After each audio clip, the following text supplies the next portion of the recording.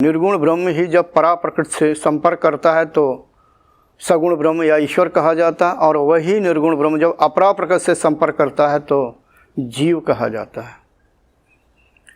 लेकिन तीनों में भिन्नताएं हो जाती, भिन्नताएं होती, चीज़ एक ही है, शब्दों का फर्क।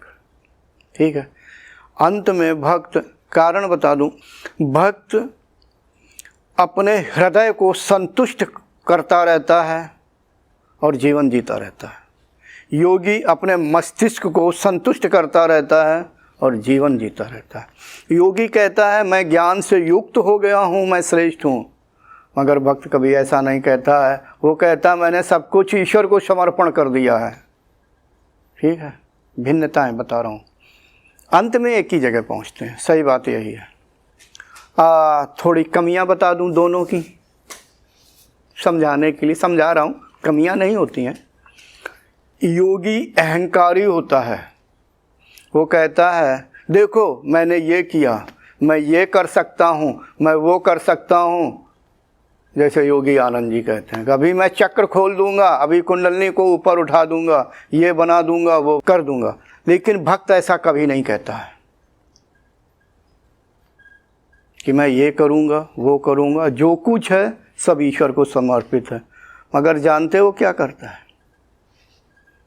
उसके साथ जो भी घटना घटती है वो कहता है जो कुछ है सब प्रभु की इच्छा है, प्रभु ही कर रहा है, हमें कोई शिकायत नहीं। नहीं, वो प्रभु नहीं कर रहा है, जो कुछ हो रहा है उस भक्त के कर्मों के कारण हो रहा है। अगर किसी ने उसे गाली दी है, दुर्व्यवहार किया है, निंदा की है, अपमानित किया है, तो ये भक्त का कर्म है। मगर क्या कहता है? सब प्रभु की इच्छा, प्रभु जो करा रहे हैं, जो कर रहे हैं सब वही कर रहे हैं। वो अपने ऊपर क्यों नहीं लेता है कि मैं यानी मेरे कर्मों के द्वारा ही प्राप्त हो रहा है। क्या मैं जो कुछ कह रहा हूँ समझ पा रहे हैं? मगर अब आ जाओ योगी को। योगी कहेगा कि हाँ मेरे कर्मों के द्वारा ही जो मुझे अच्छा बुरा प्राप्त हुआ, क्योंकि ज्ञान को द्वारा काम ले रहा। मगर वही बात अहंकार वाली, मैं ये कर सकता हूँ, वो कर, यानी मैं ये कर सकता हूँ। ठीक है, यहाँ अहंकार यानी एक कमी, यानी वो अपने को सामर्थ्यवान समझता है। और भक्त जो हो रहा है सब ईश्वर कर रहा है। ईश्वर कुछ नहीं करता है, ईश्वर की परिभाषा, ईश्वर कुछ नहीं करता है, वो दृष्टा मात्र है। मैं सगुण ब्रह्म की बात कर रहा हूँ, मैं नारायण की बात कर रहा हूँ, मैं परम शिव की बात। वो कुछ नहीं करते हैं, दूर से देखते रहते हैं कि जीव क्या कर रहा है या क्या भोग रहा। वो चाहे जीव दुख भोग रहा हो या सुख भोग रहा हो, दोनों अवस्थाओं में ईश्वर का क्या लेना देना, उसके लिए सभी समान है। मगर भक्त फिर भी कहता है कि हमारे प्रभु की सब कुछ लीला है, जो हो रहा प्रभु कर रहा है। समझ गए मैं क्या? दोनों में कुछ न कुछ अपना है। ये तो मैंने अपनी बुद्धि लगा दी और ऐसा विवेचन कर दिया, लेकिन सही बात यह है कि दोनों ही श्रेष्ठ हैं। मैं भक्त को श्रेष्ठ कहूँगा। उसमें ये श्रेष्ठता होती है, उसका हृदय अत्यंत सरल होता है। योगी का हृदय थोड़ा कठोर होता है, जो मेरा अपना व्यक्तिगत मान। तो यानी कुल मिलाकर के अगर मुझे भक्त वास्तव जो भक्त हो, मैं भक्त की बात कर रहा हूँ, मैं उसे श्रेष्ठ कहूँगा और उसे सलूट भी मारूँगा। अब भक्त क्या सोचते हैं अब ये भक्त जाने, मैं नहीं जानता भाई, वो वही बता सकते हैं।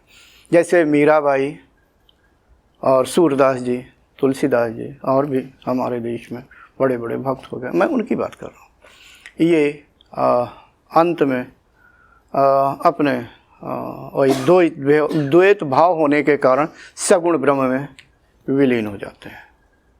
अगर अब ज़रा थोड़ा प्रश्न से और आगे का प्रश्न, अगर ऐसे भक्त के अंदर कुछ जीवों की, फिर वही बात, जीवों के कल्याण के लिए या कुछ और ऐसी ईश्वरीय कार्य के लिए इच्छा चली तो उचित समय पर बाहर भी आ जाते हैं।